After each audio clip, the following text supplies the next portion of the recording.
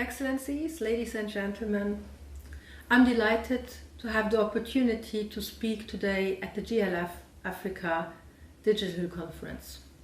This event provides an excellent forum to discuss the challenges that Africa faces due to climate crisis and to propose solutions that address the urgency for action. We all can see how the African continent is disproportionately threatened by global warming and how this presents an unprecedented risk to food security, human health and livelihoods. The effects of a warming planet are more evident in Africa than almost anywhere else in the world. And the continent is leading the way in efforts to scale up the response to humanity's greatest challenge. The building of a great green wall, which promises to become an 8,000-kilometer natural wonder across the entire continent, is an obvious example. The ambitious commitment to climate adaptation and mitigation outlined in the nationally determined contribution of the African countries also provide encouraging signs and point the way forward for developed countries to show more ambition.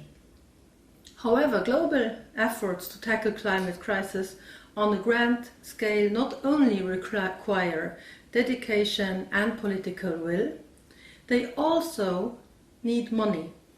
Fighting climate crisis will need a lot of money. The Organization for Economic Cooperation and Development estimates that almost $7 trillion a year are required until 2030 to meet the climate and development objectives. Until recently, the financial sector has been slow to recognize the threat that unsustainable land use poses for us, especially in relation with climate change, biodiversity loss, water use. It increases rural poverty and gender inequalities. While nature can deliver more than 20% of the solutions to addressing climate change mitigation goals, sustainable land use sectors are still underfunded. For example, a recent study by the Luxembourg Green Exchange and the Global Landscapes Forum showed that only 3% of the proceeds from the green bonds are flowing to these sectors. It is therefore necessary to shift financial flows to sustainable land use models that are financially viable. To achieve this goal, much has to be done, such as sharing knowledge on existing innovation and continuously building up new relevant solutions. Luxembourg is a pioneer in sustainable finance, and we position ourselves to become a leader in natural capital investing and a global hub for investments in nature-based solutions. The recently launched Luxembourg Sustainable Finance Strategy and the Luxembourg Sustainable Finance Initiative are part of an enabling environment to ensure the acceleration of much-needed sustainable finance innovation. Similarly, the Global Landscape Forum is committed to share knowledge and best practices to finance sustainable land use and value chain. Building on the fruitful co-organization of the 4th GLF Investment Case Symposium in Luxembourg in 2019, I am pleased to announce today a uniquely powerful partnership between the Grand Duchy of Luxembourg and the Global Landscapes Forum, the Luxembourg GLF Finance for Nature platform. The Luxembourg GLF Finance for Nature platform will initially run from 2021 to 2024. Our aim is to mainstream and accelerate sustainable finance with a special focus on nature-based solution, ecosystem restoration, biodiversity and climate change mitigation and adaptation. That may sound aspirational, but we believe that the time is right and the finance sector is ready. The activities include the preparation of relevant knowledge content as well as the creation of communication initiatives. For example, organizing events and engaging with key Luxembourg organizations to help them to increase their focus on sustainable finance that contributes to nature-based solutions and to fight climate change. We also aim to build a community of practice that will support the mainstreaming of investments in nature-based solutions with innovations shared from Luxembourg to the world. Establishing partnerships and catalyzing impacts in low-income and middle-income countries are among our top priorities. This initiative particularly focuses on the Global South in order to build capacities and unlock financial opportunities for the protection and the restoration of nature. GLF Africa is therefore the best occasion to launch this partnership, and we hope it will inspire engagement on all other continents. Our success in addressing climate crisis and build back a resilient world will depend on how fast we will be able to shift our economies towards climate neutrality and to adapt to the consequences of climate change. By recalibrating our financial mechanisms, we can help to achieve those enormous goals and take a major step towards a fairer and a more sustainable world. Thank you for your attention and enjoy the rest of this conference.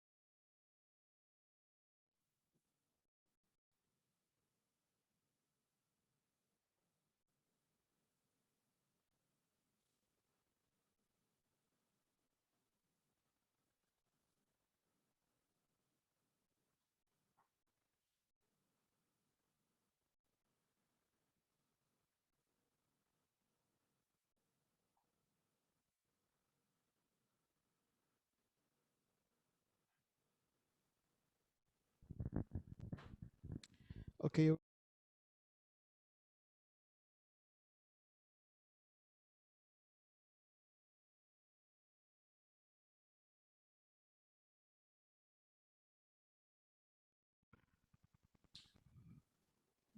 Share my screen.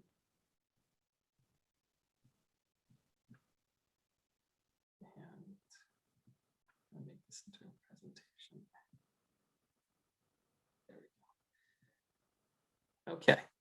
Good day, everybody, and welcome to this GLF session on scaling finance, restoring Africa's drylands through private investment and local projects. My name is Venkat Iyer. It's an honor to be here today, to be joining you, to be moderating this session. I'm the manager of restoration finance with the World Resources Institute. And I'm delighted to be having this panel today of project developers and enterprises working successfully with their financial partners to really showcase restoration at scale in Africa.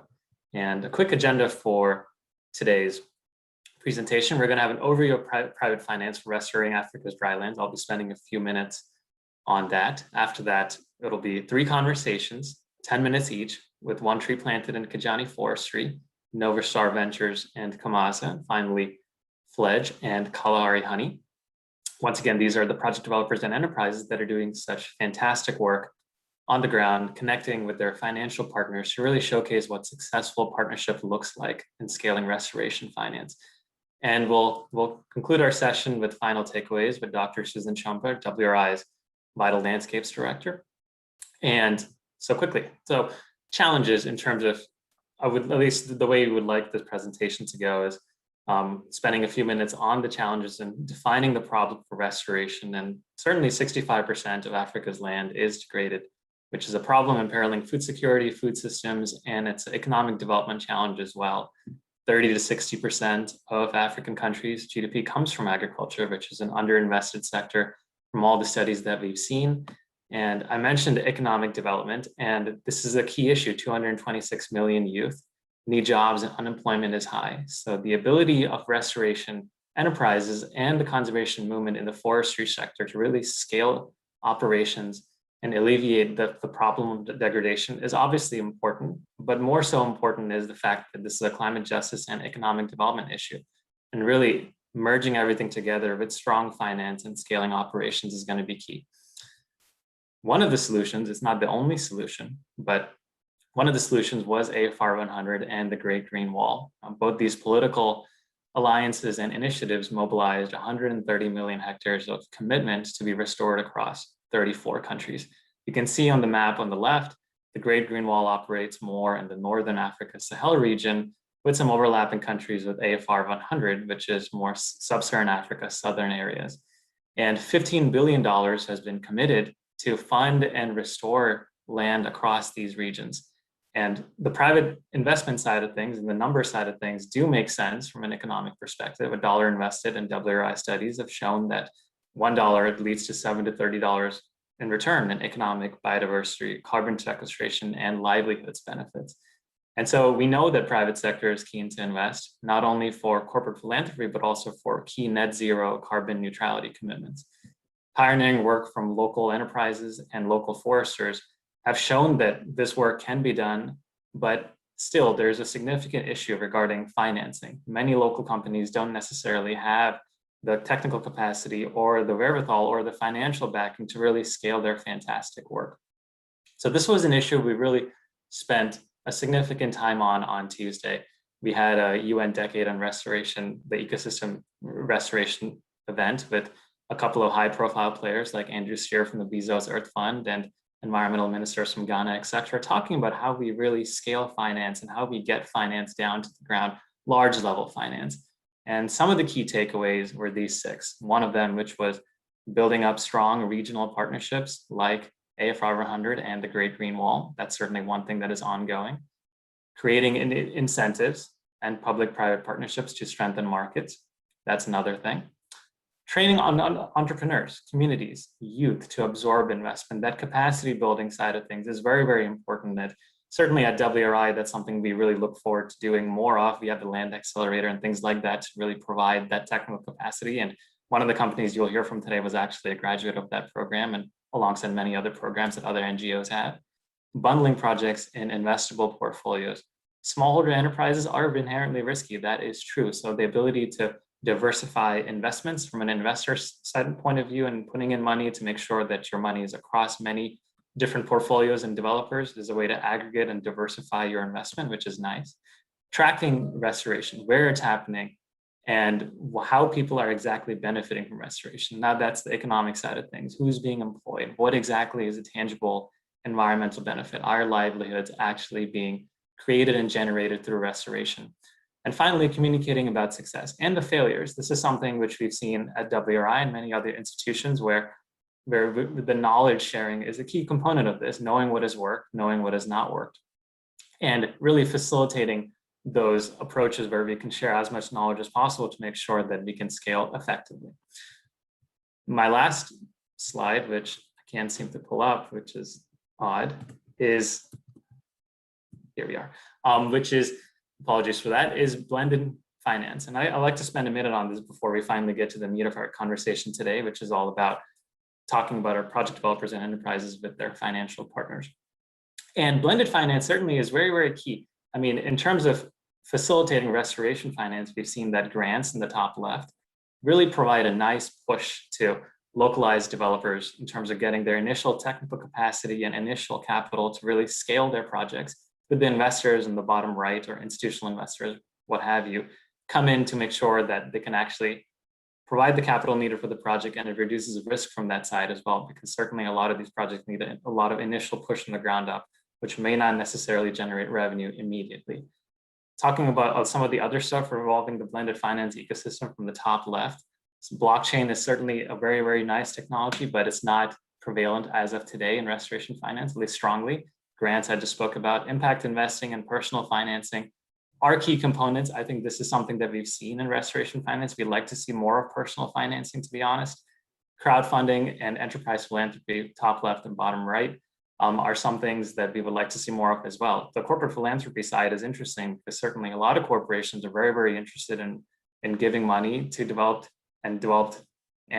nations, But the thing is at least moving into the future, the net zero and carbon neutral commitment side of things, I think that's where we would see the most money from corporations. Institutional investors and bilaterals and like the World Bank, the United Nations, have spent a lot of time in food systems work in Africa, and I think that's going to be a key component. But today we're really focusing on the bottom right, I think, for a few of our chats, which is venture capitalists, investors, microfinance, really facilitating that partnership between small enterprises and their financial partners.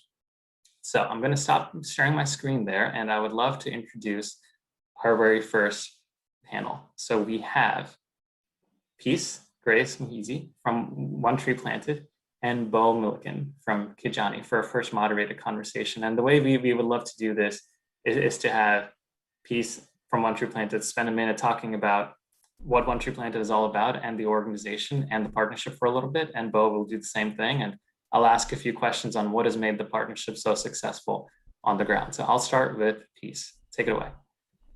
Thank you so much for having me. And as you said, my name is Peace Grace Muhizi, and I'm with One Tree Planted, and I manage our projects in Africa.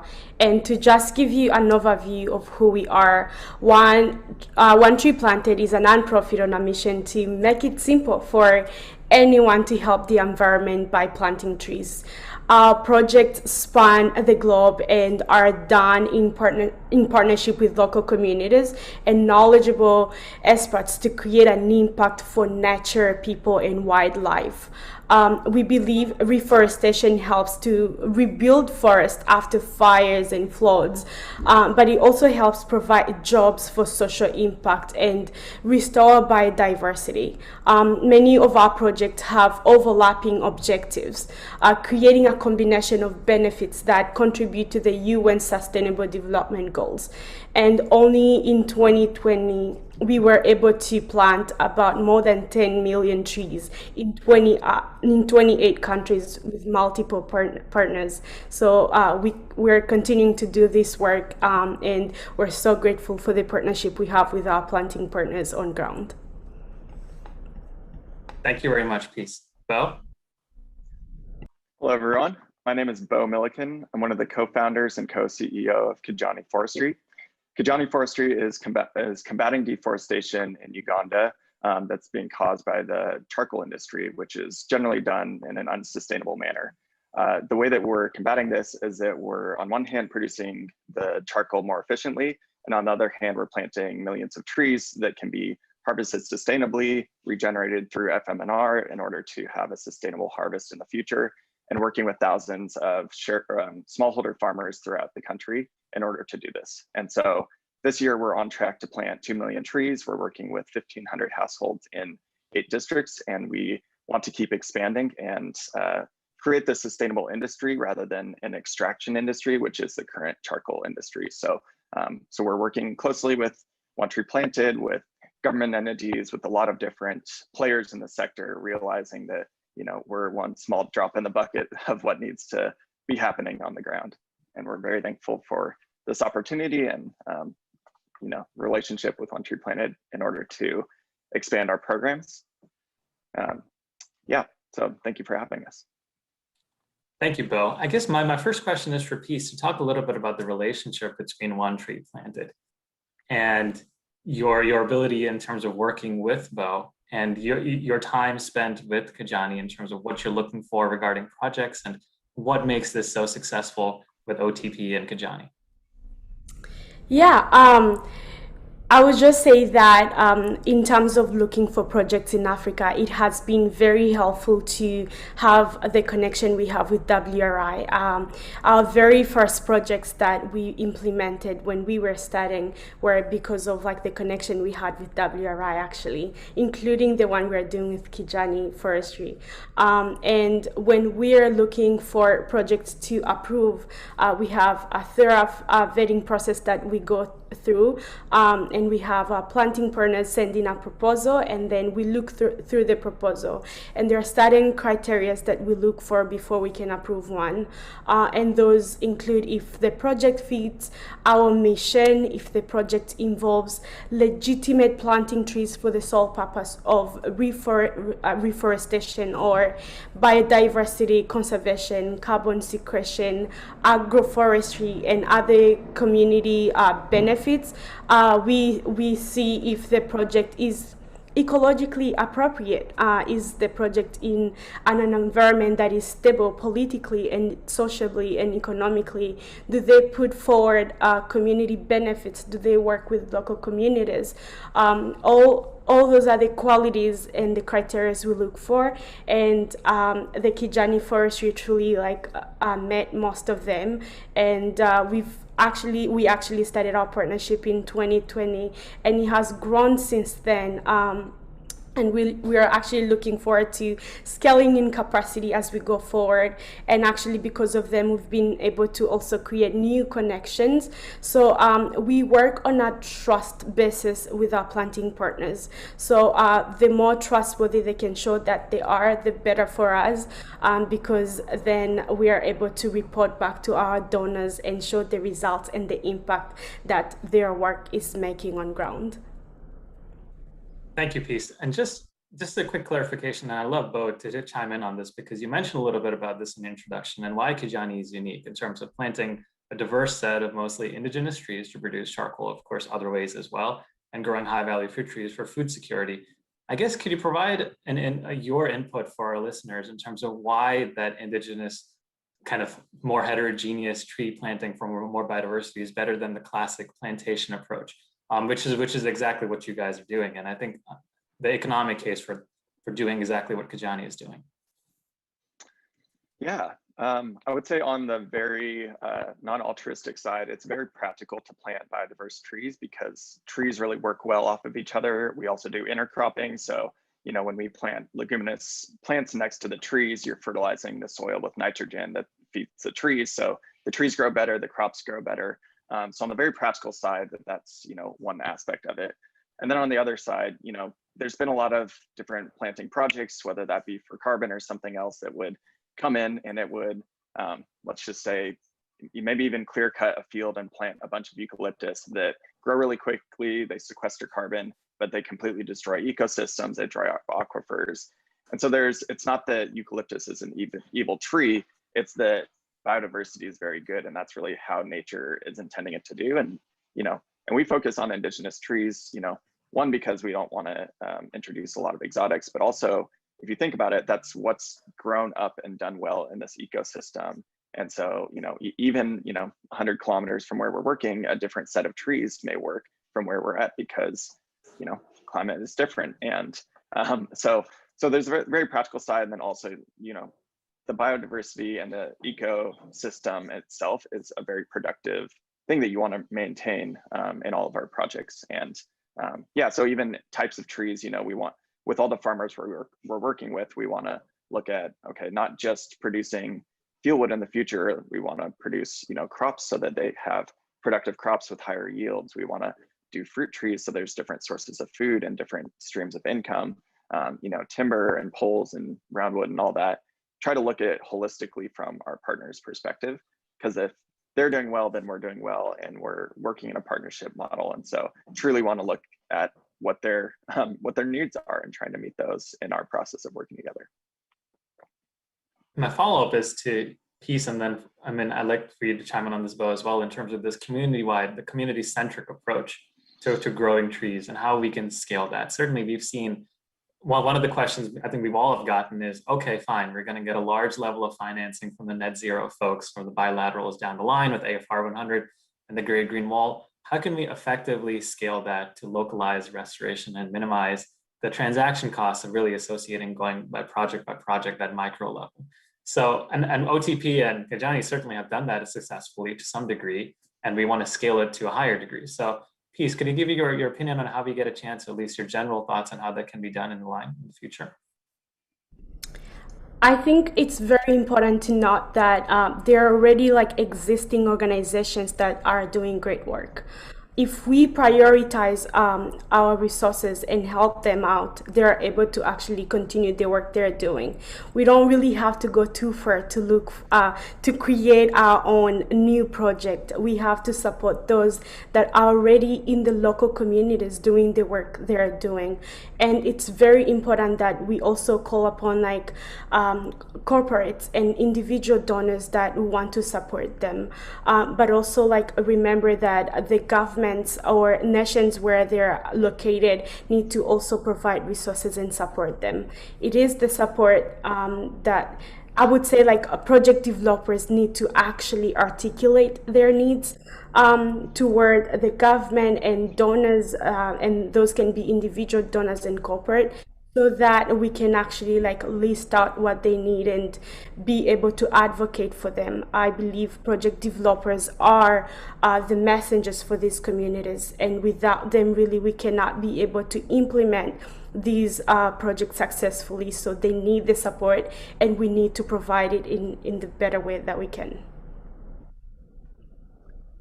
Yeah, and if I can just tag on to that, I mean, I think that's something that One Tree Planted does maybe better than anyone, is supporting a lot of small projects and trying to help support the smaller people that may not have the capacity for grants or may not have access to, you know, the Western world for different types of financing. And even within Kajani, we raised capital for basically doing our model on our farm. And One Tree Planted came along, and we had this idea of, you know, this outgrower model and working with the communities. And they were very willing to support that, even though it was a pilot project that we hadn't proven out yet. And so, you know, just this wouldn't be happening without this additional support from, you know, a funder like One Tree Planted, or, you know, even if it was a VC that's like, hey, let's get you going on this and let's see how that goes. And I think, you know, to Peace Grace's point, I think on the ground, there are so many people doing great work. And so rather than trying to earn that trust of the communities and to come in as an outsider, pick a spot on the map because it's been deforested, hey, let's go there, see who's doing the good work, and let's help support that and see if we can, you know, bring in along some additional training and support and finances and accounting skills and all the, you know, different ways to partner with these people so that it's, you know, let's piggyback on what's already going on, because there's a lot of really cool projects on the ground, and they all just need to be 100 times bigger, right? And then I guess given the last couple of minutes, I'd like to get both your thoughts on the role of government and the role of companies too, in terms of helping you facilitate more investments and funneling more money to you guys on a more consistent basis. And we've seen political commitments for sure across the board. But how do we mobilize that political commitment to the financial commitment required to scale these fantastic enterprises? So I'll start with you, Peace, and then Bo, you can wrap up. Yeah, I think government should support existing projects as well, because these are organizations that are creating jobs and improving nutrition and in developing communities, you know, and reforestation and restoring land. It's not really a simple job. It would take multiple entities to collaborate and put hands together to make it happen. So I believe that government should invest in this kind of project and support them from the beginning. And I think we need action like yesterday, because, you know, like we can't really just have the conversations. We need to put our money where our word is so that we can be able to achieve our goals. So I would just call upon government to absolutely prioritize these kinds of projects, provide them with resources, any support they need, because they're not just restoring land, but they're also empowering the communities they're working in. And same thing really for companies that would want to plant trees the best way, you know. Look for quality and not quantity, because then you're able to not just like restore land, but also you're able to literally like contribute to poverty reduction. You're able to send students to school. You're able to empower women, because these are the kind of work that the local partners we work with, like Kajani Forestry, that's the kind of work they do. So like look for quality and not quantity. Yeah, and if I can chime in a little bit, I think that's a perfect answer. You know, we work closely with the government of Uganda, but it's slow. You know, government entities are slow. I think that if we're serious about net zero, we need to act fast, and that's not always necessarily through the government. It should be with the government for sure, and shouldn't be done outside of it. But I think to be serious about this, we need to look at funding from both sides. And Kijani has an agreement with the government of Uganda where we are planting X number of trees in return for some different tax benefits, and like that was a simple way to get things going. But realistically, like I said, we need to be 100 times bigger. There needs to be 100 times as many of us to really hit these net zero targets. And so fast action is what I would say needs to happen on a much larger scale. Thank you, Bo. And Peace, I think you said it really nicely. We need action yesterday. We certainly do. No question about that. I want to thank Peace and Bo. Please do check out Kijani and One Tree Planted online, and send them an email or two. I'm sure they'd be happy to answer any questions if anyone is listening in and wants to connect to them directly. So I'll move it on to our next panel, which is Tomo Komahira from Komaza and Steve Beck from Novastar Ventures. There you are, Tomo and Steve. So quickly, Tomo, could you introduce yourself for a minute and talk about your organization and your role? Of course. My name is Tomo Kumahira. I'm a Vice President of Corporate Finance and Strategy at Komaza. Komaza is a smallholder forestry venture company based in Kenya. We started in 2006 as an NGO in a hope to support smallholder farmers living in the most harsh climatic conditions with frequent droughts in coastal Kenya. And we realized soon that forestry happens to be the very important solution to those farmers with frequent climate shocks, because trees can grow long but really resilient. And we by now have partnered with over 30,000 farmers across 8,000 hectares of tree land, and which now constitutes about 50% of Kenya's national commercial afforestation every year. So now we are growing out of the venture box toward a growth stage company. And we have been focused on two things mainly: operating at scale with very standardized operation systems. And as you can see behind me, this is one of the Android phone-based app that we use in the field to collect data about farmers and manage tens of thousands of farmers at the same time without signing a sheet of paper, for example. So we are extending our smallholder field farmer network to accelerate afforestation and sustainable forestry in the country and beyond Kenya in the future. And we are really looking forward to speaking with some of you here. And we have been really proud recipient of funding from Steve's Novastar in the very earliest phase, where Komaza was a venture company, not even a smallholder forestry project. And we're also working on blended financing space as well. We are now working on a project called Smallholder Forestry Vehicle, which is the world's first vehicle that finances smallholder forestry projects. Thank you, Tomo. Steve? Thanks, Venkat. So yeah, my name is Steve Beck. I'm a co-founder, managing partner of Novastar Ventures. We're a venture capital management company. We manage $200 million of venture assets in sub-Saharan Africa through offices in Nairobi and Lagos, and now London during COVID. Our overarching vision is to see Africa populated by a growing number of entrepreneurs who are truly building businesses, commercial businesses that serve the common good of people and planet. And our whole investment thesis as a venture companies, we're looking for high capacity, ambitious, high character teams that are setting out to address some of the biggest problems in the biggest markets in our territory through business model innovation, often tech-enabled business model innovation. And we can back them at proof of concept stage, as we did with Komaza back in 2015, through the sort of rapid growth cycle and iteration and changes and all the adaptations that happen in a business as it's learning and adapting and growing and shifting and so on. And then for the winners in our portfolio, really signaling commercial capital to get involved and help the business get to scale. And we helped to catalyze, we led Komaza's Series A equity financing and then helped to catalyze their $30 million Series B. We're a multi-round investor, so as I said, we can go very early with a few $100,000 at proof of concept stage, but we then keep investing if the business is proving itself out, keep investing. We can go up to kind of $8-9 million into the same asset, but through multiple capital rounds. We're sector agnostic, so I'm not a forestry expert. Please direct the technical questions to Tomo. But essentially, our whole thesis was looking for businesses that were innovating solutions that really benefit people and planet in our territory.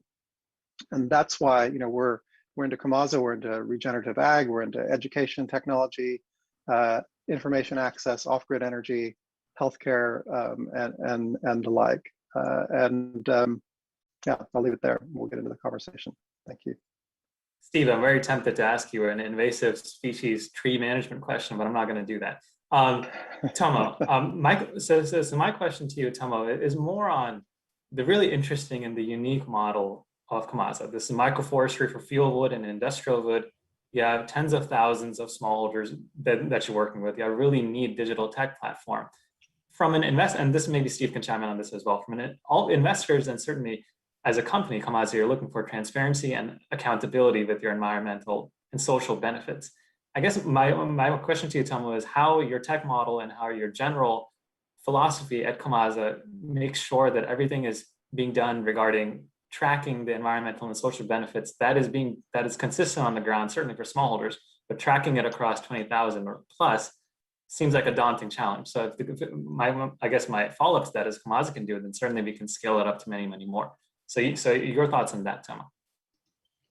Yes, this is a very important question. So I know that people would look at these like phone apps and then they're all excited about, oh, this is high tech and interesting, like how you do that. That's very valid questions and feedback. But at the same time, I must emphasize everything will just start from a very simple principle, which is planting the right trees in the right place and manage it in the right way.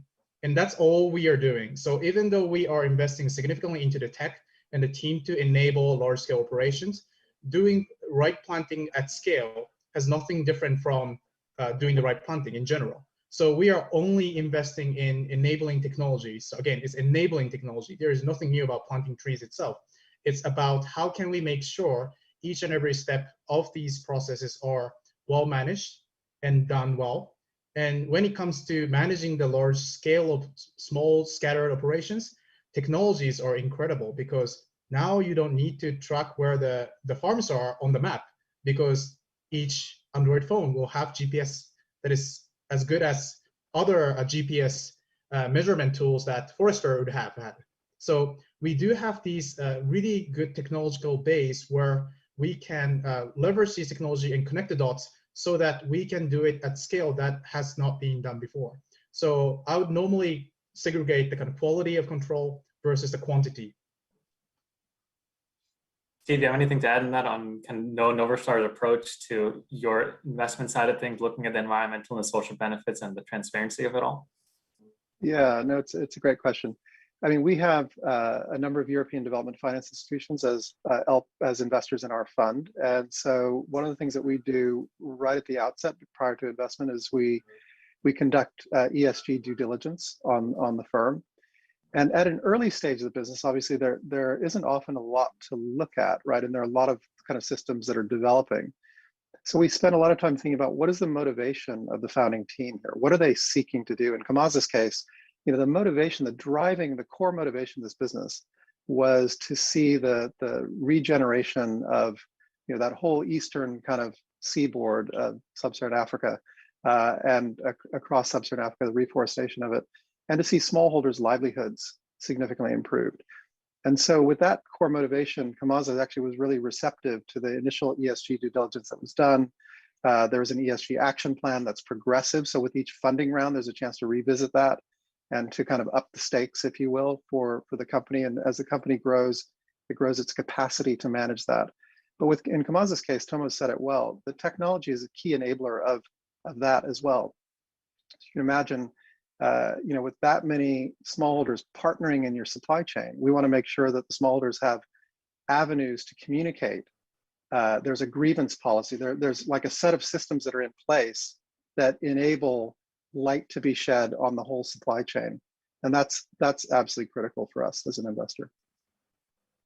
I guess back to Tomo for a second, for the viewers listening, and certainly who want to be their own entrepreneurs or want to engage more in restoration from the business side of things.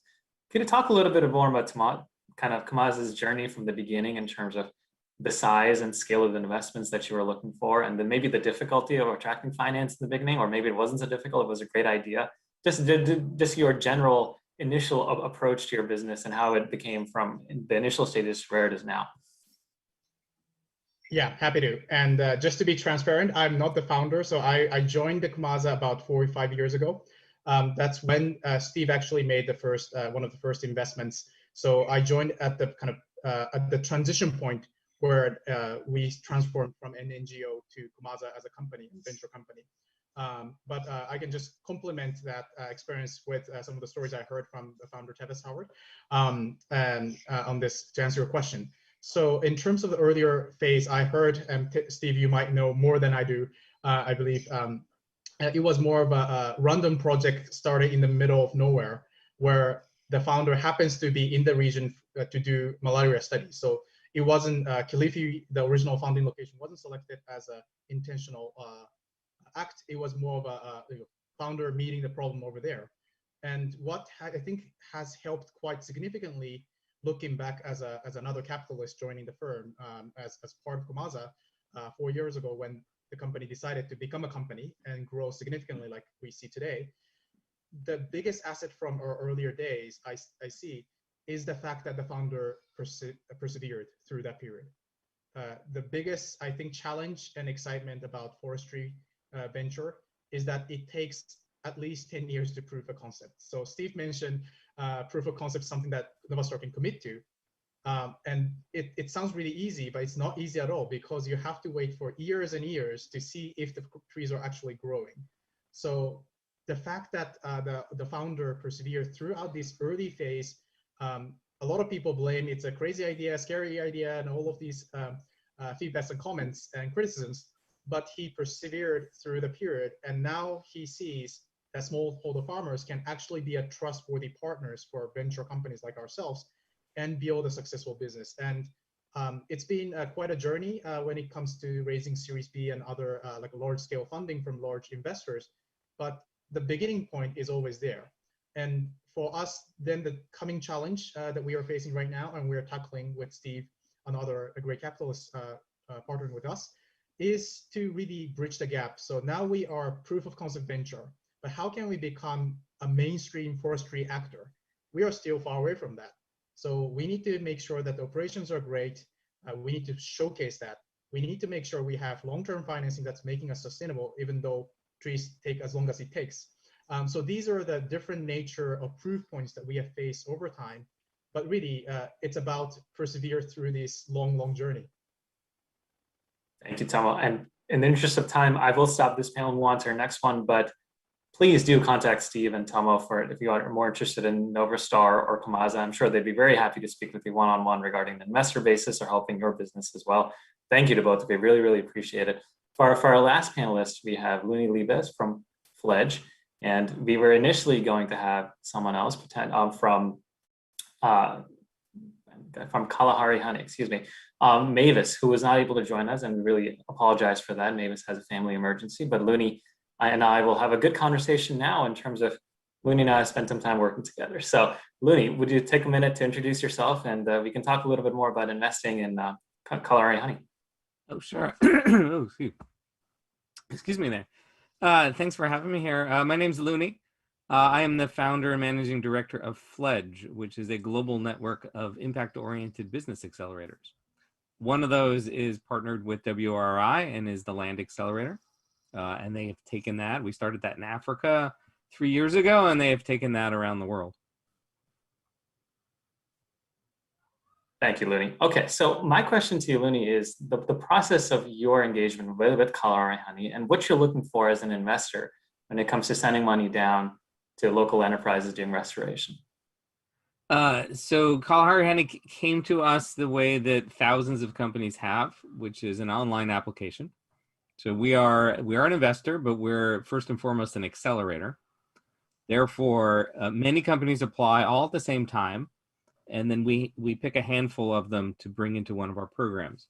So in the case of Kalahari Honey, Mavis had applied to Fledge Seattle back in 2015, 2016, and she didn't make it in. And so the next time there was an application open, she applied again. and she didn't make it in, and she applied to the Nature Accelerator in Padua, Italy, and she didn't make it in. And she just kept applying and applying and applying, never giving up. And finally, we launched the Land Accelerator Africa in 2018. And she was working on a business that wasn't Kalahari honey. She was actually working on a different business. And I asked WRI if we could bring her in anyway, because we had rejected her so many times, and she seemed such a promising entrepreneur. And so we said yes. So finally, we had her coming to a program. And about 2 weeks before she was supposed to be in Nairobi, she emailed me and said, I got a problem. I got a big order of honey. And I said, I didn't even know you do honey. I thought she was working on animal feeds at the time. And she said, yeah, I have this little nonprofit. We do a little bit of honey, but we got this giant order. I said, well, if you have a giant order, fill it. And that was the beginning of Kalahari honey. And pretty much every month or two since 2018, we've gotten a new order from a new customer. So the company is so to you, Lenny, I guess my question is, and I'm sure I'm curious as everyone listening in, is why did Mavis potentially fail the first few times, and what made her application either better? Was it persistence? Were you looking for something different in terms of the initial kind of the no applications, or what was the change? Yeah, I need to make it clear. She didn't fail. It is excessively hard to get into a Fledge program. So Fledge Seattle in 2019 or 2020, we had 845 applications in 7 slots. So that's less than 1% got in. For the Land Accelerator, the one we're running right now in virtually in Africa, we decided, because it's virtual, to have 100 companies join us in that program. So we thought that would be inclusive. We had over 1,300 applications, and therefore it was less than 7% got accepted. So we have a very large number of great companies apply. We just don't have enough resources to support them all, and therefore there's nothing wrong with it was Chibana Farms at the time. There was nothing wrong with Chibana Farms. It was a totally fine company. It just wasn't as fine as some others. Some others were just a little bit better, and they got in instead of Mavis. Her persistence definitely paid off eventually. We definitely appreciate that. And because of that persistence, and because she continued to make progress, she kept going up and up and up the list until it was just below the cut line. And finally, we got her into the program in Nairobi, and then I did invite her to Seattle after that. I guess for the listeners, at least from the impact investors, investing in companies like Mavis, regarding time frame on the environmental, social, and of course the business benefits of investing in a company like that, what are you looking for from the Fledge side on that? Yeah, so we sum it up as team impact and odds of success. So we want a great team, a team that can execute and do what they're dreaming of doing. Impact, we like all impacts. We love agriculture. We love solving hunger and poverty and environmental issues. But when it comes to choosing amongst the choices, we're looking for scale of impact. So we're looking for companies that are at least national in scale, if not regional, if not global. And then third is, we call odds of success, has a bunch of sub factors in it. But that's what normal investors look at. What are the, what's the historic growth of this company? How much money do they need to grow? What does their competition look like? All the normal factors. We sum those up, but first and foremost, we're impact investors. So we want to see that impact take place. One last question for you, Luni, and for the people that are interested in applying to the Land Accelerator or to Fledge, what's the best piece of advice you can give them for the local entrepreneurs, enterprises looking to scale their businesses up? Yeah, what people don't understand is that how many other companies are competing against. Most entrepreneurs think they have a great company or the best company ever. They have a great idea. And the truth is, we just reviewed 1,300 applications. There's a lot of great ideas out there. So we've created an annotated version of the application that explains what we expect as answers of each question. And I highly advise every entrepreneur to go find that and review that before they fill in the application. That will increase their odds, but their odds will still be about 1, 2, 3, 4, 5%. And we apologize for that. We're working on growing it.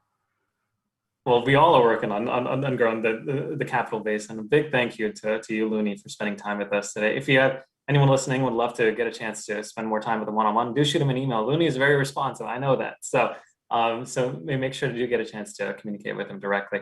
I will leave the last few minutes of our talk today to Dr. Susan Chamba, who is WRI's Vital Landscapes Director, to have closing remarks and key takeaways from today's session. So Susan, you want to take it away? Thank you very much, Venkat. And what a session. Oh my goodness. So it's going to take a little bit of skill here to try and summarize the key takeaways. But I'd like to first start with the first panel where we saw peace what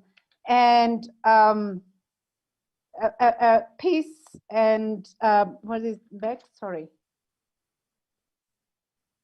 Kijani investment.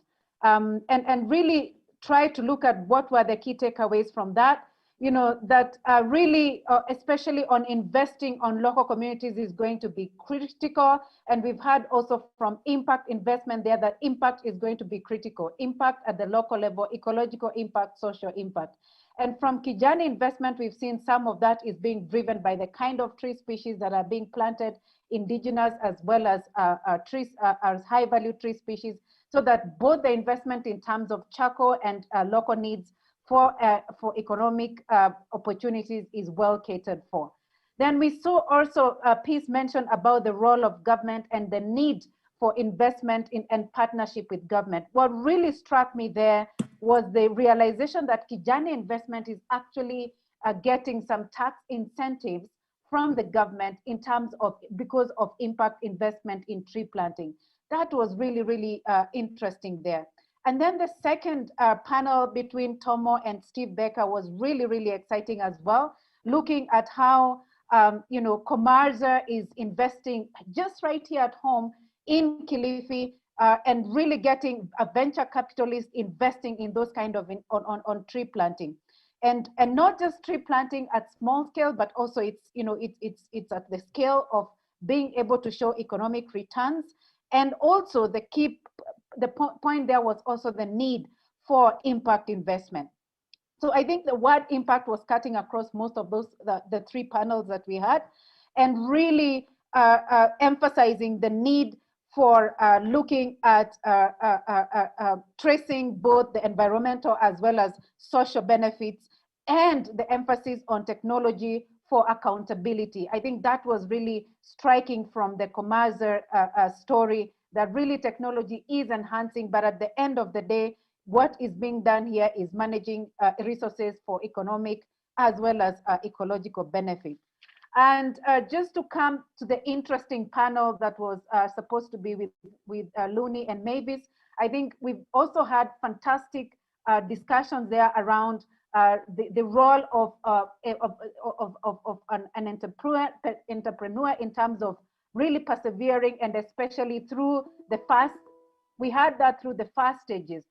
Perseverance was cutting across from the story of Kalahari honey, as well as from the story of Komarza, that in this kind of investment, you're talking about at least 10-year time frame, and for Mavis, really, it's persevering in terms of looking for an investor on their business. So really, I want to summarize this with what Looney told us here in terms of the three key things on a private sector investment in restoration process: the aspect of impact and the aspect of scale. So it's not just impact at small level, the odds of success, the aspect of scale, and last but not least is really realizing that as an investor, you're not alone. There are so many, it's a competitive field, and therefore you have to put your business case in a very, very coherent manner and be persistent. So I think those were some of the takeaway, Venkat, from an otherwise extremely inspiring and rich session. Venkat? Yes, thank you, Susan. And I will happily wrap this up. I know we're about 30 seconds over time, and we really, really appreciate all the panelists and your time and your feedback. And we really encourage all the listeners to take time. And if you would love to learn more about this, please do go to WRI. I mean, check out our Land Accelerator, our Terra Match platforms. They do help local enterprises and project developers, as well as anyone doing local restoration, to really scale up your operations. And do get in touch with all our panelists as well, whether it's Kajani Ventures or whether it's Novastar, if you want for an impact investor side, or Looney. We're all available. We would love to talk with you. And a big thank you to Susan for closing. I think those are very, very important takeaways. Persistence and time frame are key elements to look at when you're looking at longer term tree planting projects. And once again, we greatly appreciate your time for listening in, and we look forward to having you again in the future. So we'll call it there. Thank you.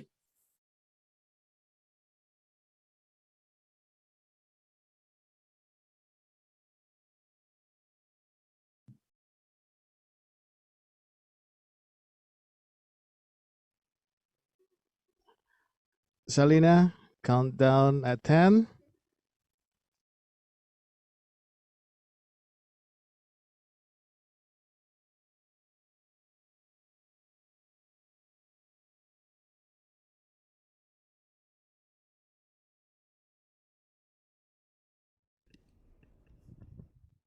Welcome, everyone, to the closing plenary of this incredible conference. We've accomplished a lot together in these 2 days. We have built community, over 6,000 people. We have shattered myths on drylands. We've heard powerful stories and examples from women, from farmers, from pastoralists and young people who embody the very practices that we wish to scale. We've gathered the lifeblood of African culture, our musicians, our poets, to inspire us. We've just heard about the crucial role of funding and business development to support local knowledge and to support entrepreneurs. And yesterday, about the need to support food systems transformation in scaling agroecological practices and balancing this with the lifestyle and the stewardship of pastoralists. I could go on and on and on, but ultimately, I have the pleasure of asking us to gather today one last time in this event as a collective to practically uncover how we can take this newfound knowledge, this new inspiration, and this new ambition into action. So this closing plenary is focused on acting together through coherence of policies and of practices. And when we say policies, we don't just mean the government. We're talking of alignment across the entire GLF community and of beyond. We mean international cooperation. We're talking about finance mechanisms of local authorities, and of course, the communities who are the stewards of this incredible ecosystems we've talked about. So to concretely implement restoration targets and to provide crucial access of land resources, we must have a conversation on how to engage decision makers at the very top and the agencies that support countries. So before I introduce our esteemed panelists, I want to take a step back and reflect on the poll that we've asked everyone to respond to, which essentially asks, in the UN Decade on Ecosystem Restoration, what should be policymakers' top priority to promote well-being and restoration? So there are many options, and I apologize to everyone who saw this poll and was looking for an all of the above. But unfortunately, the reality is policymaking involves prioritization. So the results show that close to 40% of the audience feels that investing in scaling locally led initiatives is a top priority.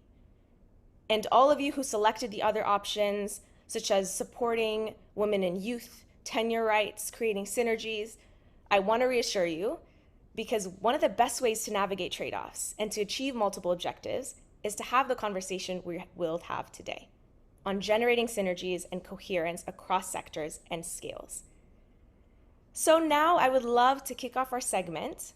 I have the pleasure of introducing our keynote speaker, Her Excellency Minister Sharon Ikezor, Minister of State for Environment of Nigeria, to share what policy shifts are needed for restoration success.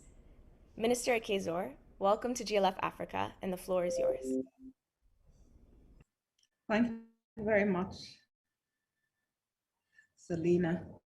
I'm very happy to be part of this conversation. I'm glad the world is now understanding the value of our ecosystems and why they matter. We all know the vision and theory of change for the UN Decade of Ecosystem Restoration, where for the health and well-being of wildlife on Earth, and that of future generations. We have restored the relationship between humans and nature by increasing the area of healthy ecosystems and by to their loss and degradation. Africa is a biodiversity hotspot with a unique ecosystem, and a majority of our people rely on its natural resources. So there has never been a more urgent need to restore our ecosystems than now. This restoration of our ecosystem is vital to us attaining our sustainable development goals. And also it will help us to deliver on our 1/3 of the mitigation needed to keep global warming below 2 degrees centigrade and help us to adapt to climate change. For these many years of unsustainable use of our natural resources, which has been driven by our quests for the resources, has led to the large-scale exploitations. But now, these consequences of disappearing biodiversities has been seen in our forests and has been very detrimental to the lives and livelihood of our local people. So to effectively implement an action plan and rise up to these challenges, this UN Decade on Ecosystem Restoration requires support from all segments of society. So I'm glad we're having this conversation. I have personally realized firsthand through my job, the importance of policymakers, the scientific community, local communities, who are the indigenous knowledge holders, women and youth, and the private sector working together for us to advance conservation and restoration of our rich ecosystem. The government of Nigeria that I work with is doing everything to align restoration efforts with its national planning policies. This includes our nationally determined contributions, our national biodiversity strategy and action plan, and most recently, we have a national action plan on gender and climate change. All this will provide additional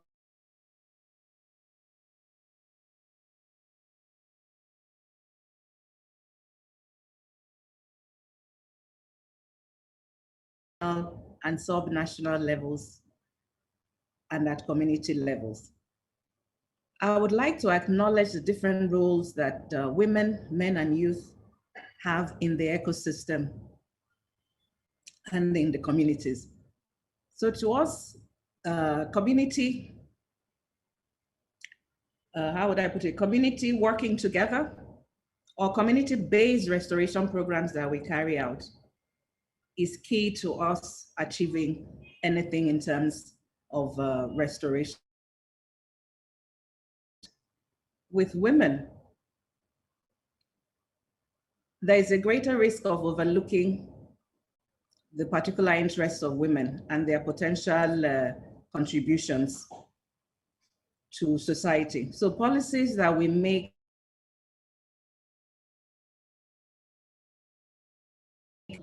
an economic political power due to these entrenched inequalities. So every policy we make must have women and youth at the front of it. Then going forward, a gender and youth responsive approach into conservation and restoration efforts should be the new focus of all our restoration policies.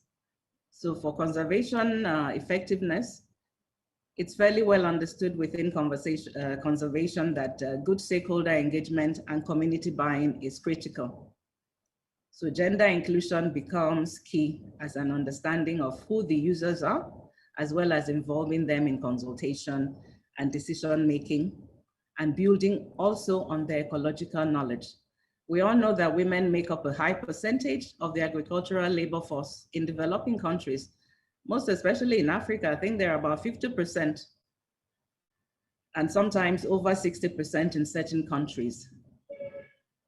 Although they're largely restricted to growing food crops and rearing poultry and livestock, women are responsible for 60 to 80% of food production in developing countries. So this is why We should have a policy shift on restoration to be gender and youth responsive. Also, women play a critical and central role in food production and the care of essential natural resources like our forests, fisheries, water, and food.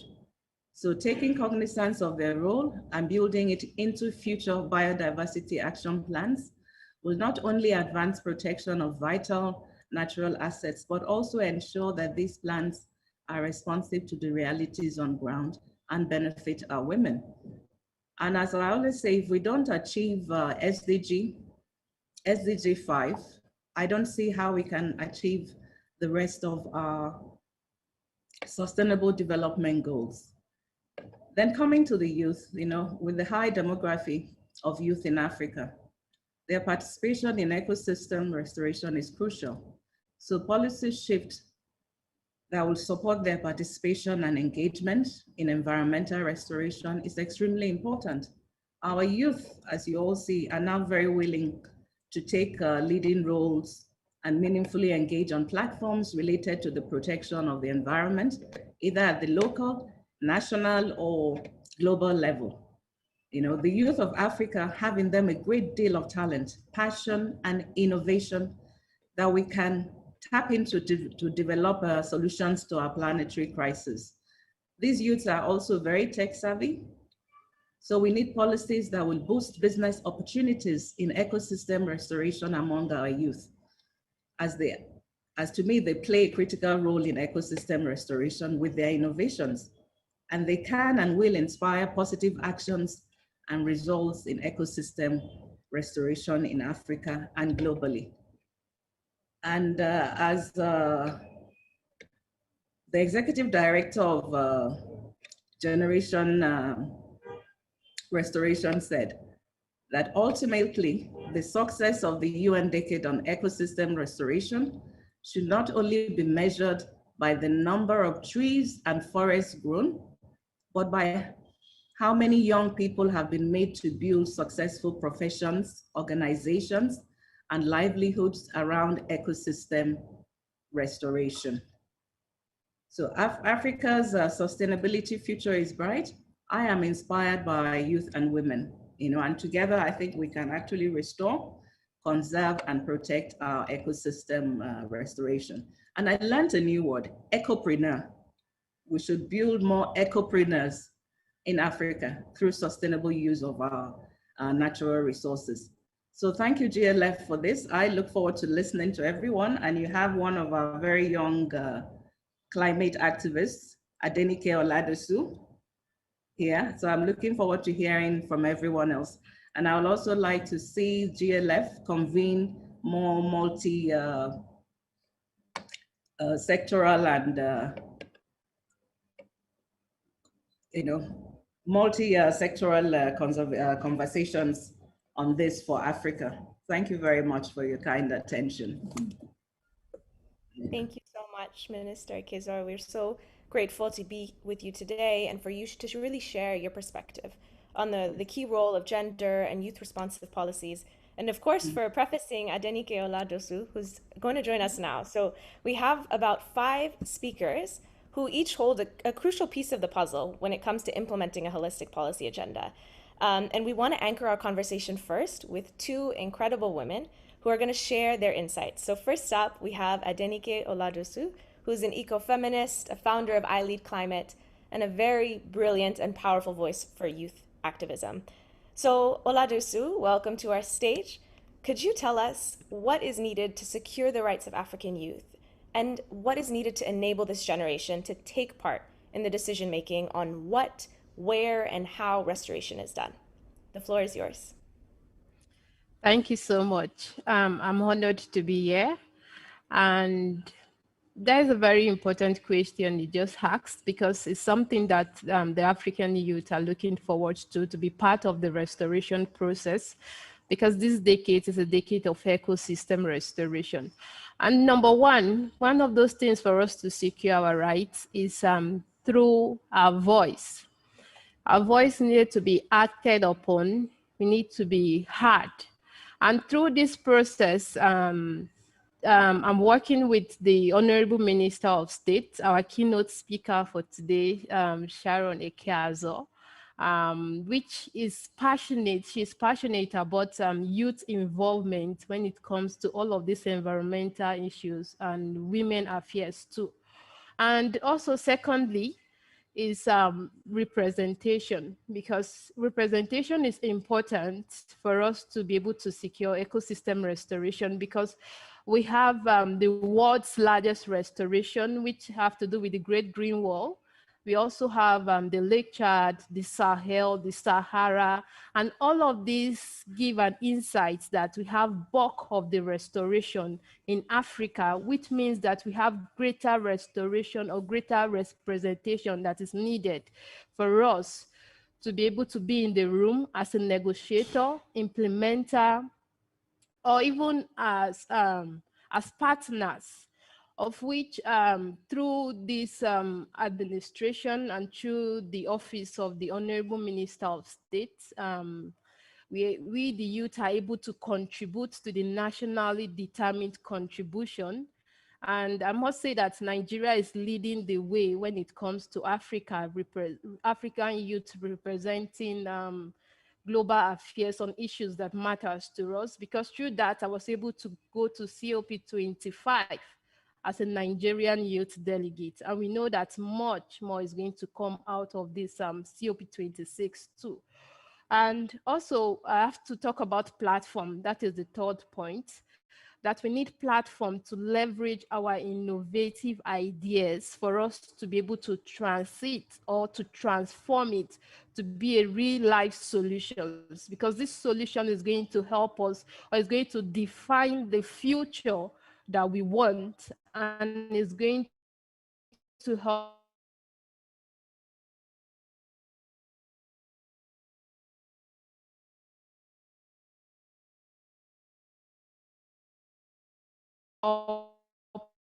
us to achieve many more things that we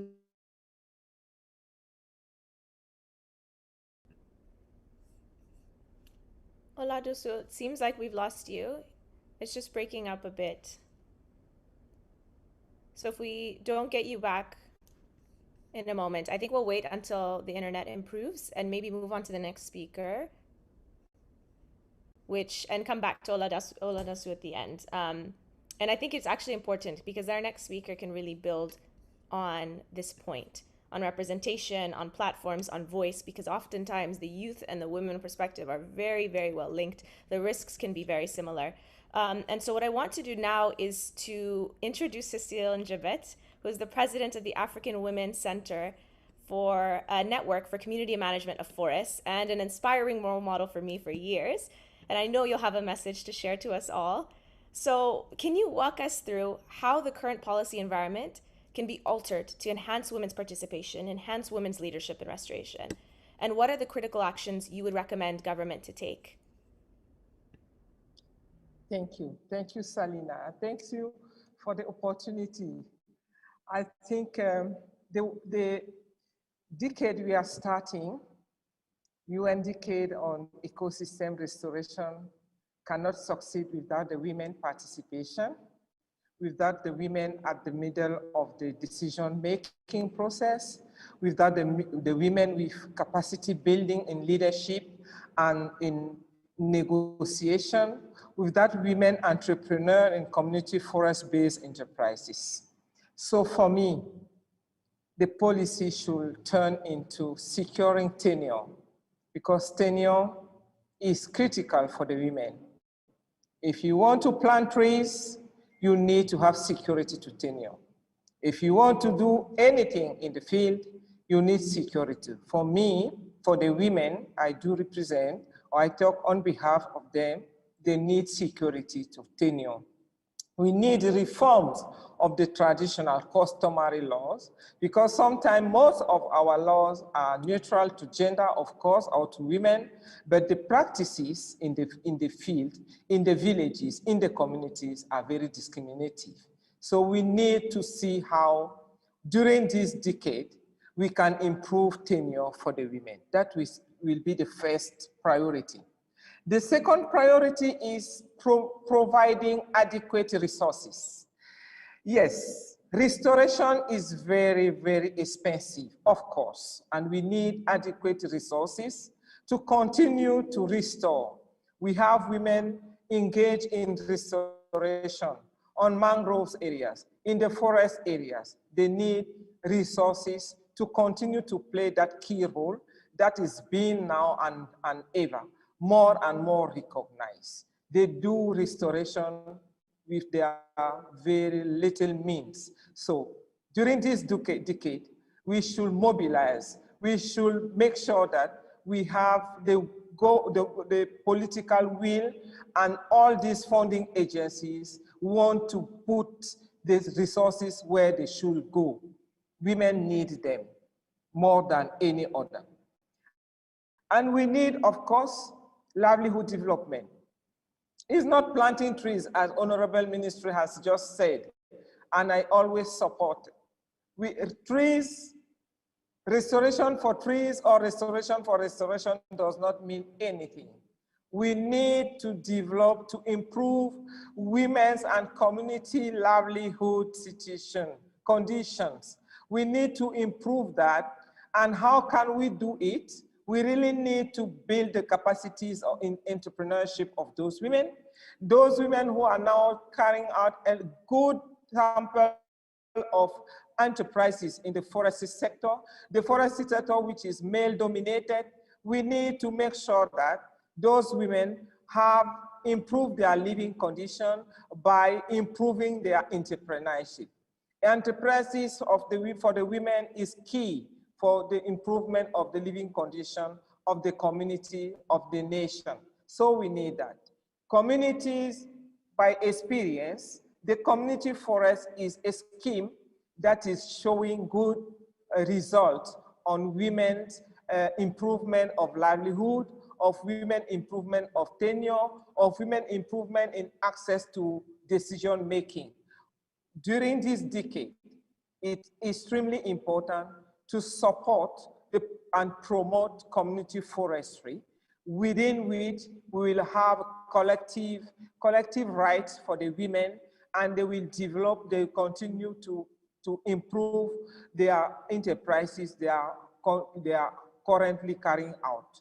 Non-timber forest products are controlled by the women, but we need to improve the standard, the value, the quality. They need access to technology, they need access to market, and all that go on with what we call securing tenure for the women. The decade, I'm so excited to be part of that and to make sure, and I'm as a member of, of the governing council for the decade, I think that my message and all my resources, all my strength will be to push for reforms in all these countries, African countries, to make sure women are secured, women are playing their role with adequate means, with secure tenure for the fight against climate change and fight against poverty. This is my key messages, and I'm going to work through the decade to make sure women are on board at the center of the decision-making processes. Thank you so much.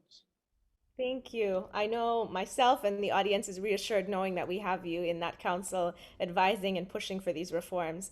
It is so important. And I love that reference to what the Honorable Minister had said about measuring our success, right, in the number of ecopreneurs and young people and women who we've enabled to engage in restoration. That's the livelihood development we're talking about. And I want to continue to build on this, right? Over and over throughout this event, we've heard about the need to decolonize conservation and solutions, to have change and innovation from within, restoration that is truly African-led. So to share further insight on this, I would love to invite Saini Nafo, Technical Coordinator of the Africa Adaptation Initiative, to our stage. Saini, thank you so much for being with us today. Thank you, Selena. Of course, you have ample experience in representing the interests of African countries as former chair of the African Group of Negotiators and in your current role. So I'd love to know, how can we build a supportive policy environment in Africa to ensure the ownership and success of the UN decade? And key to that, what is the role and the impact of the Great Green Wall as a restoration initiative? Over to you. Thank you, Selina. First of all, I'm so humbled having listened to at least 4 very powerful women from the continent, starting with the Honorable Minister, yourself, Selina, and I've taken good note on the outcome of the survey, locally led action, which is so important. I started taking note about Adenike's points, and finally Cecile. Cecile, you're so right. Restoration, we're not restoring for trees, we're restoring for humans and for women and changing livelihoods. So I have three concrete recommendations for the way forward. The first, I think everything we do has to be grounded and integrated in regional, national, and local development planning processes. And I'll illustrate. About 12 years ago, when I started working in this field, in a particular country in the Sahel, the biggest, most interesting, the project which has everybody going around was called the Sustainable Land and Water Strategic Investment Framework. This was NBS 12 years in advance. It was led by a large development bank, multilateral development bank, I'll not mention. It was a $350 million investment plan. Everything was fine. You know, the project team has a lot of resources, and then resources ended, the project died, and everything died with it. And the lesson I've learned from there is that anything which is really donor-led, this is not going to be strategic. This is not going to be sustainable. So you need to have anything that you do has to be grounded at the, as I said, the regional, the national, and the local level, if it's going to be sustainable. If we, and we want to be here 10 years from now talking about this. So that is my first recommendation. The second, it has to be owned and driven by the people.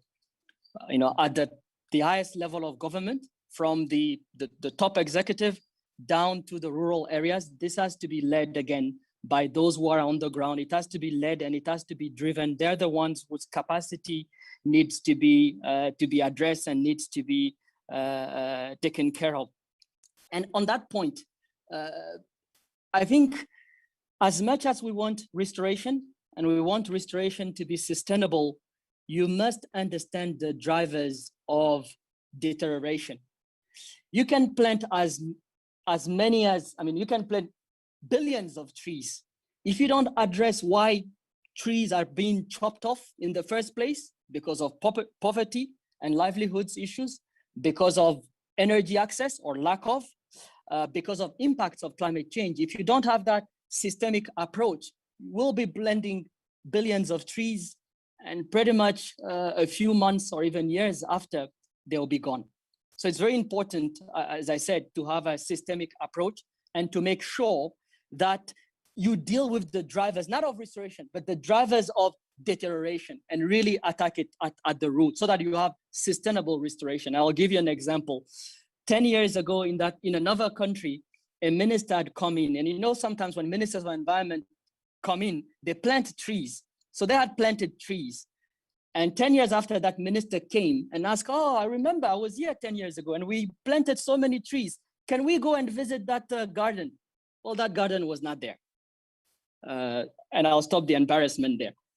Third point is access to resources. Cecile said it, access to resources. And when and she had it point blank.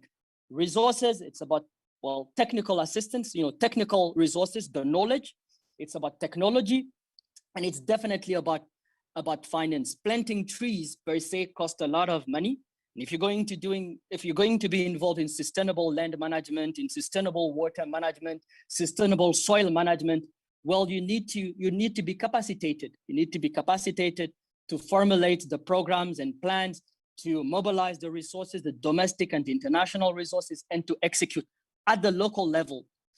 Mobilizing resources at the national level is a challenge. mobilizing resources at the local level.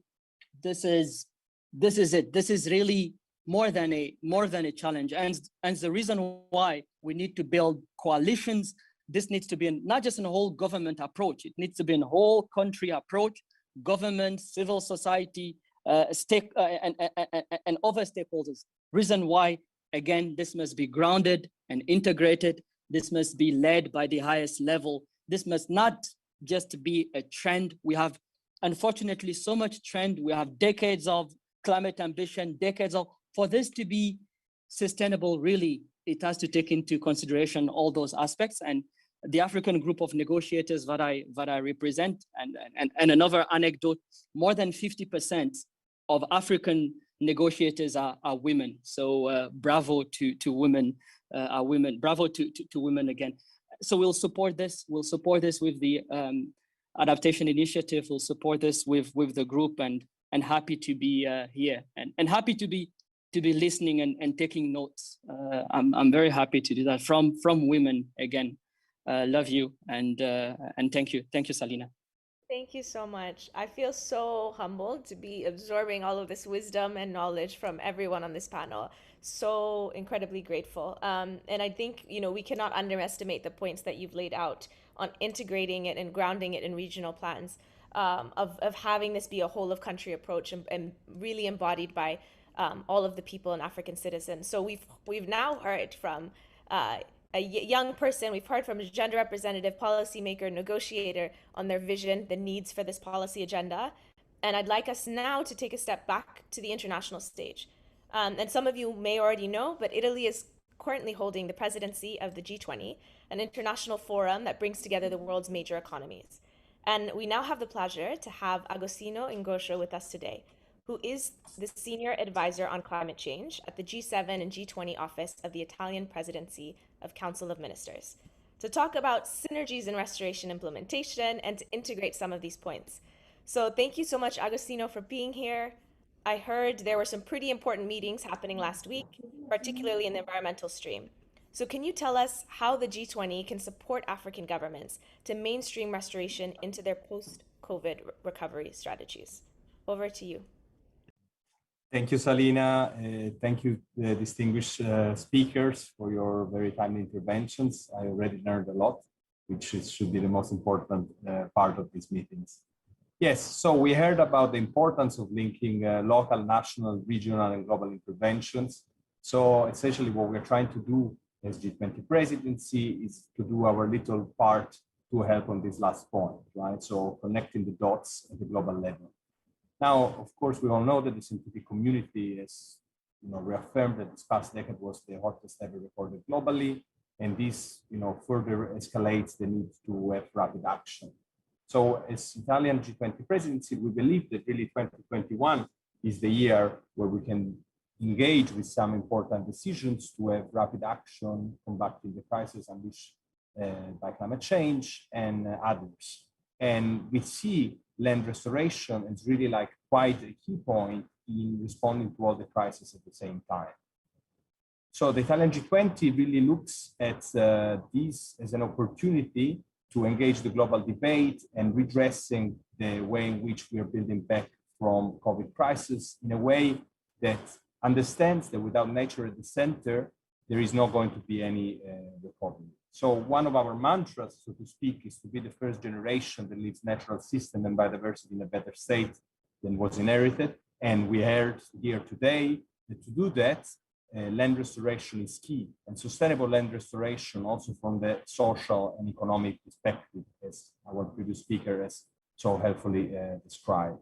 So with this approach in mind, we sought to advance the agenda of land restoration as an opportunity to align the three Rio Conventions and strengthen the synergies between the conventions. So Salima, you're completely right. So we had a focus on these issues, mostly in the Environment Ministry's track, but also in synergy with the Climate Deputies meeting. And on this, we organized a workshop specifically last week on the 25th of May, which then was followed by a plenary on the 28th of May, where essentially our main work was to showcase the remarkable work done by our predecessors, the Saudi presidency of the G20, and allowing the G20 leaders really to take actions to reach their aims of having a reduction of 50% of degraded land by 2040. So the meeting was quite successful and clearly revealed the depth and breadth of the diverse initiatives that the G20 member countries were taking to address the challenges of reducing land degradation, enhancing conservation of terrestrial habitats, and contribute in this manner to multiple ecological, economic, and social benefits. And really, like, one of the key messages, right, which you have all heard before, but I think, you know, comes quite clearly in this panel and in the conference, is really this idea of thinking globally and act locally, right? So essentially, we are taking this sort of global perspective and thinking about this interconnected crisis at the Rio Conventions, but we know that the solutions are only at the local level. So I really enjoyed the conversations that were discussed and the examples of successful methods of land restoration by various members, whether they be in agro-silvopastoral systems, protection restoration of forests, on other land types, and also a very strong focus on regenerative and restorative agriculture. What we did during this meeting was also to ask the G20 membership to think about what the key insights were for the membership in order to relaunch them at the level of the ministerial communique in July. So, as I said, one of the first messages that is going to be pushed forward by the G20 membership is the restoration is the opportunity to align the three Rio conventions, right? So sort of give it a strong push from the multilateral perspective as well. Then there is this agreement that land restoration is not a separate issue from other issues such as biodiversity, water, climate change, food security, desertification, and so on, which also for me was very important. I mean, I'm an expert on climate change, so during this meeting and today still, I'm learning a lot on how these crises are interconnected. And then, as I said, the importance of linking local, national, regional, and global interventions. So the way of seeing these global forums really as a way of accelerating local work. And then the importance of focusing also on the sharing of technologies, solution practices, methods, and tools to monitor progresses, which really links to your question, Salina, what we intend to do, which really links to the question of using COVID-19 crisis as an opportunity to build back better also in collaboration with African countries. Now, of course, South Africa is part of the G20 and is a very strong advocate for the need of having a more vocal role and active role in land restoration in the continent. We also have Rwanda, Congo as guest countries, and they were also very keen in making these connections.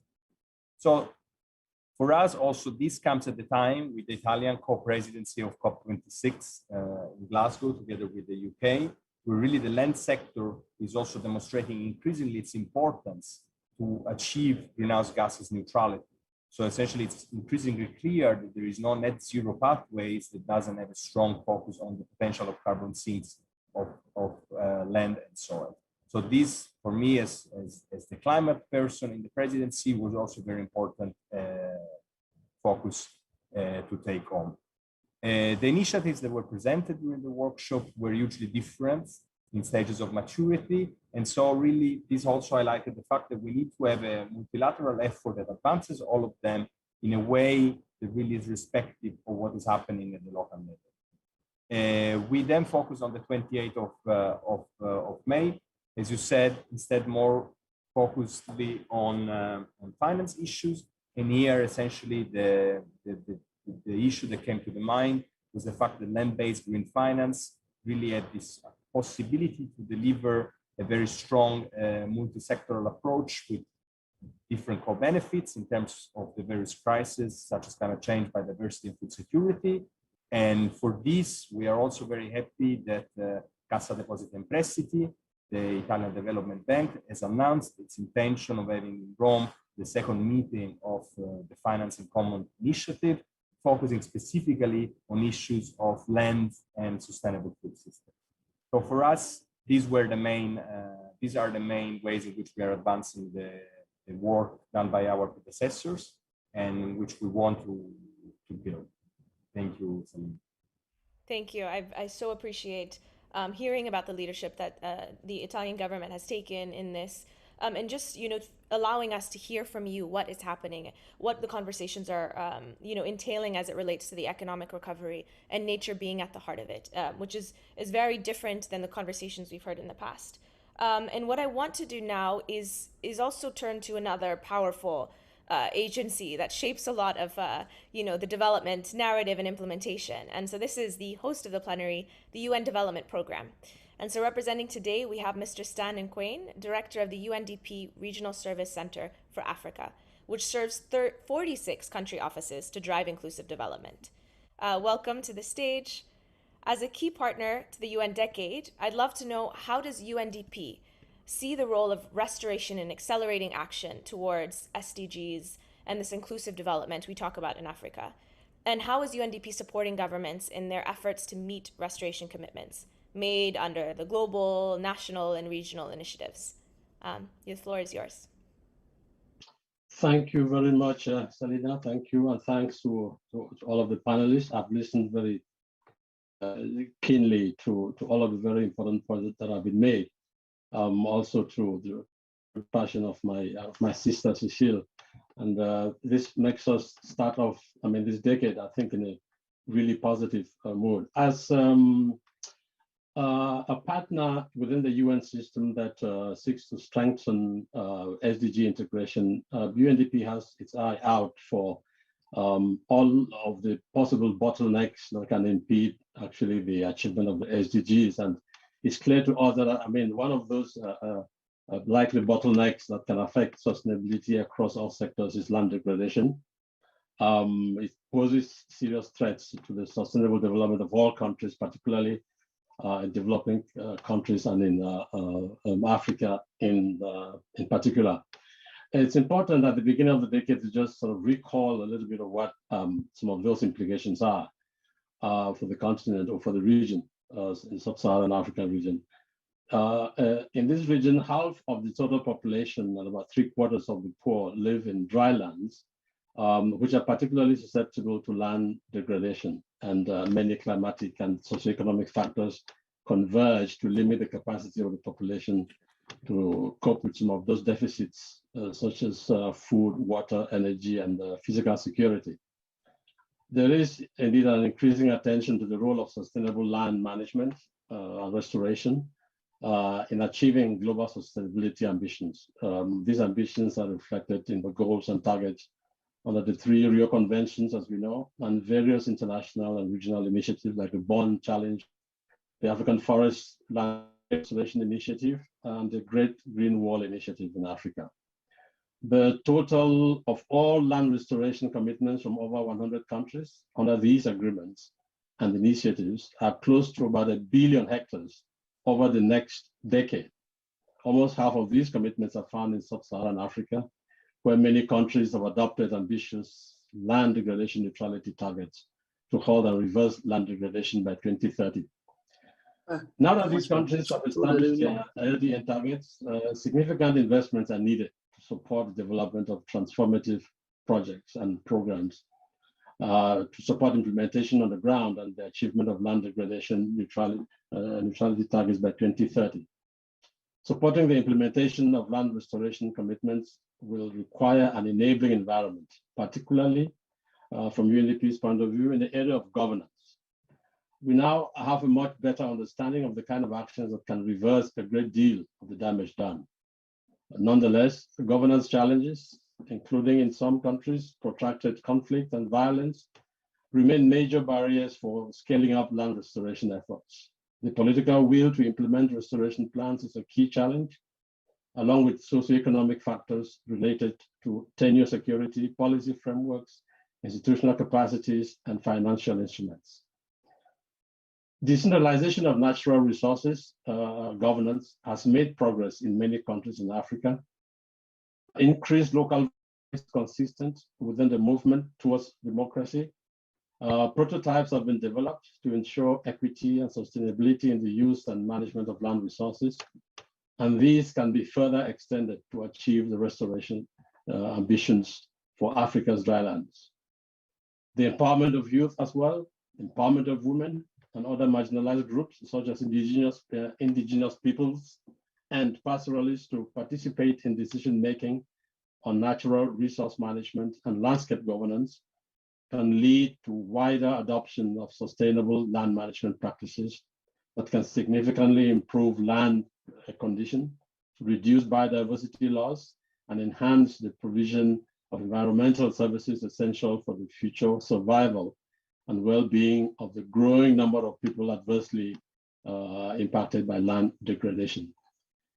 It's also worth noting that almost 60% of the carbon contained in Africa's soils is found in the dry lands. This carbon is widely and thinly spread and is managed by some of the world's poorest people. More investments and support must therefore flow towards these landscapes in order to protect and restore them. As a partner to the UN Decade on Ecosystem Restoration and through the Ecosystem Restoration Promise, which UNDP is currently developing, UNDP will strengthen its support to countries in Africa, especially in Sub-Saharan Africa, to advance the implementation of the LDN targets and restoration plans, with a significant focus on restoring Africa's drylands. With some of those goals in mind, we are proud to embark with every other partner on this decade and to do everything within our power, within our mandate to make it a success. Thanks very much, and over to you. Thank you. It's an honor to have you here and to know and be encouraged by the support of UNDP in this effort on the UN Decade.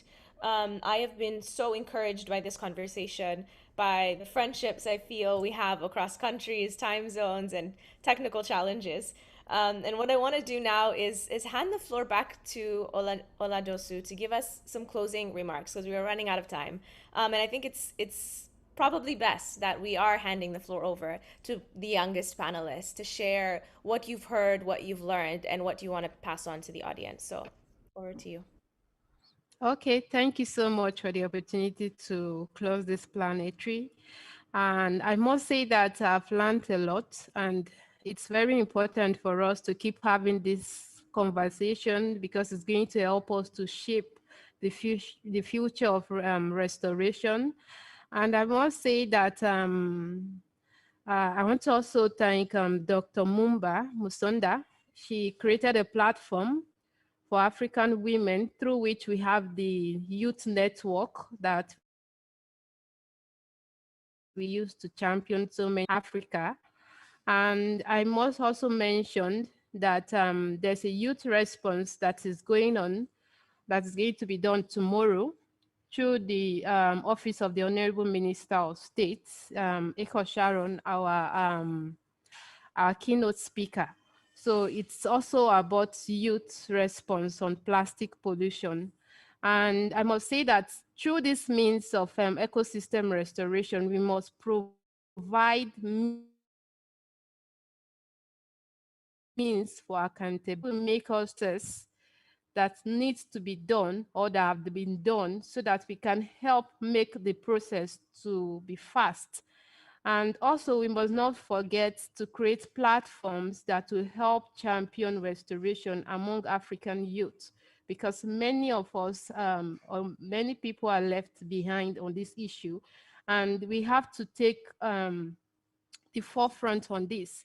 And we have to be a major key stakeholders on this issue that is affecting us, because our landscape defines our future, and the future starts now, because this present is going to define how we can impact restoration. And the restoration is also important because African youth we have the numerical strength to push for restoration. All we just need is for us to have the platform that is needed. So I really want to appreciate the leadership for this, for convening this important and crucial event, and for involving the youth to be part of this event, because this is what we want to be seeing, that most countries are also implementing what the Nigerian is doing for their youth. and many more things to be added to every agenda that have to do with restoration. Thank you. Thank you so much. It was an honor to host this platform, to have you all here. I'm incredibly grateful, and also I wish we had more time. Unfortunately, we don't, but I know this is not the end. We all have the, ability, the power to achieve this goal together in the next decade. So I imagine we will be sitting in a room eventually one day together, continuing the conversation. I've got pages full of notes, really reflecting on the need for representation on platforms. As Cecile so eloquently mentioned, policy reform as it relates to tenure, to have adequate resources, to really support livelihood development that's holistic, to look at integrating and grounding in regional planning and processes, and to think about how we can really build African-led initiatives and ownership at all levels, from the top all the way down to rural communities. The G20, so inspired to have you here, to be a part of this regional conversation, to talk about how we can recover together, how we can finance these mechanisms, how we can really have a multi-sectoral approach. I see in the comment section about accountability. This is key. Thank you, Oladosu, for mentioning it, to have accountability of our governments, of our decision makers, to meet these restoration targets. So I want to really close us out there, and to the audience who has been with us, reflecting in the chat box, adding their comments to the poll. We are really excited to share with you. Since the majority of you shared that investing in locally led initiatives is your top priority, I want to announce that the GLFX initiative, in partnership with the Robert Bosch Foundation, is opening a call to support 5 new GLFX chapters with seed funding of 5,000 euros each to restore the Greater Sahel region in Africa. So applications are officially open now. And to share a bit more, GLFX is designed to accelerate action by enabling groups with the knowledge, technology, the resources needed to implement the landscape approach. It's a decentralized network of independently organized chapters who host regular gatherings, basically just like this one, with diverse stakeholders and with the intention of accelerating action, coordinated action in their local landscape. So if you've been inspired and have connected with new people you want to work with, head over to the website and apply for this. It's a great opportunity. And make sure to really follow our speakers as well as we continue the conversation. So I would like to now hand the floor to Robert Nassi, Director General of C4 and Managing Director of C4 ICRAF, to close out this conference. Thank you, Selina, and thank you for all the speakers. It's really very interesting. And we are here with the dry land that covers 60% of the land of Africa and home to about half of the population. But these dry lands are systematically overlooked and largely degraded by improper land use, climate change, and demography. And as a result, the way of life of their people are under threat, and as many as 130 million people could have to leave their homes in the coming years. And too often, the management approach failed to produce significant improvement because of too simplistic silver bullet approaches. Single sectoral solution like yield maximization or banning the use of fire won't work. Dryland degradation is a multifaceted problem. Solutions for African dryland to be sustainable are not about maximization or intensification, but about optimization of vegetation, water, and soil resources under the constraint of climate change and inadequate human and financial resources. It is about restoring the balance between people, animal, and plant and the environment to sustain productivity in this fragile ecosystem, while supporting the aspiration of the next generation for a better life. Yesterday and today in this GLF, we heard different stories from some of the great minds of Africa: pastoralists, farmers, youth, scientists, ministers, entrepreneurs, and civil society. Together, we raise awareness of some of the world's most important and overlooked biomes and their people. A local community, custodian and owner on the land must be a major player in any restoration effort, with women and youth at the forefront. Strategies that address women and youth in African dryland are crucial for the well-being of community and the sustainability of this landscape. Women, youth must be supported in leading intergenerational dialogue in their family and clans, and land tenure policies and social norms must ensure equitable access to land, regardless of gender and age. Local knowledge based on generations of experience on the sustainable management of dryland is unfortunately becoming obsolete in the face of climate change.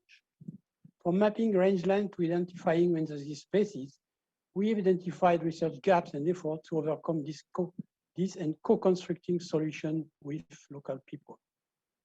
Small land-based business must be integrated into national economic and development plan, ensuring people have access to markets, finance, and technical support. There will only be restoration at scale if restoration opens to true economic opportunities. Funding and programs must provide technological and financial support to turn local innovation into viable business, support the de-risking of pastoralism, and enhance resilience to shock. Thanks to you all, we are changing the narrative about the African dialect. We also have busted myths of African dialect.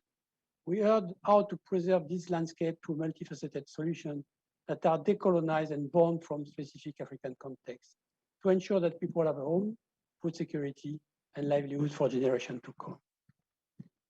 Over 50 journalists from 23 countries in Africa attended the media seminar ahead of the conference and are right now telling the stories of Africa's island to the world, from a radio station in Benin to Nigeria's largest newspaper to Africa's premier farming magazine.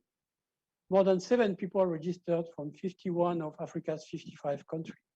Thousands attended thanks to the event being broadcast on many platforms, website, YouTube, Facebook Live, Instagram, as well as a low data audio channel only. Over 22 million were reached on social media and growing. We trended on Twitter in Kenya, Ghana, Nigeria, and Germany. 227 speakers, 47 sessions, 8 plenaries, 19 interactive stations, 3 launchpads, 5 youth organizations, and more than 54 organizations.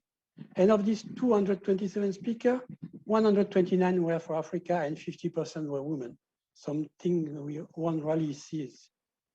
Ahead of the conference, about 60 students and young professionals from more than 25 countries joined a month-long restoration road trip on how to get ready to restore.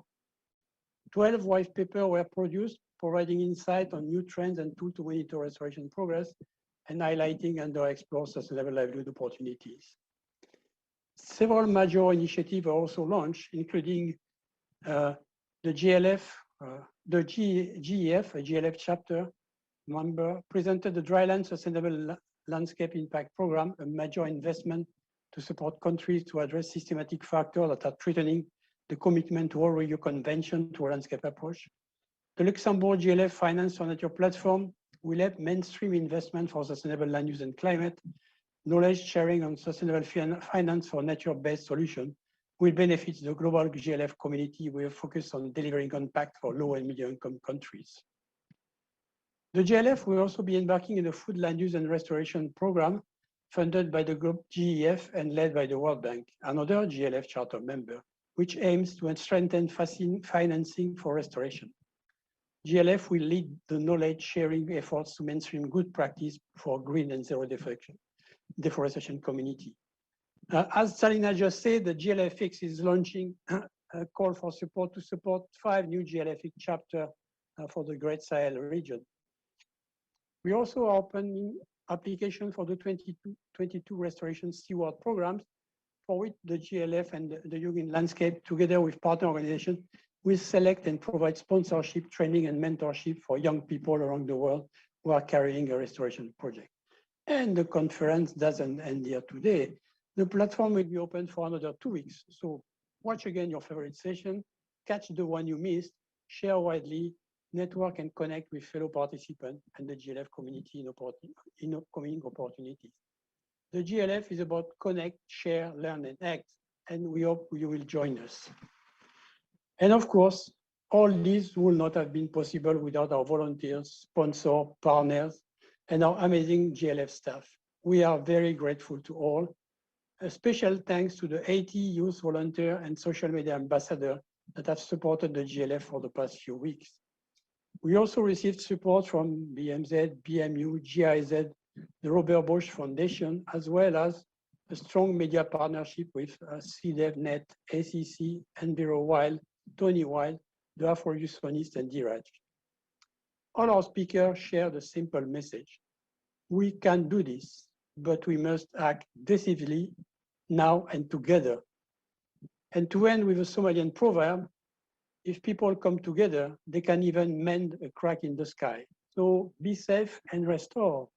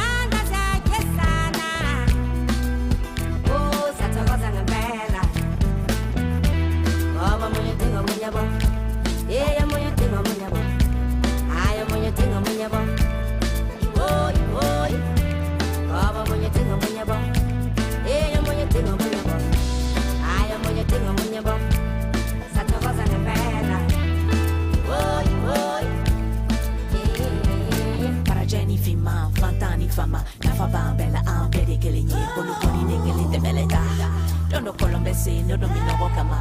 I'm begging you, I'm begging you. Oh, humanity's a blessing from the Almighty, created in all colors and ethnicity. The beauty that connects us is we are one. The moon, the stars, the earth, and the mighty sun. I sing for my sisters, and I sing for my brothers. I sing for the world that we all love one another. The beauty that connects us is we all are one. The moon, the stars, the earth, and the mighty sun. I sing for the world. I sing. Begging, I'm begging, I'm begging, begging, I'm begging.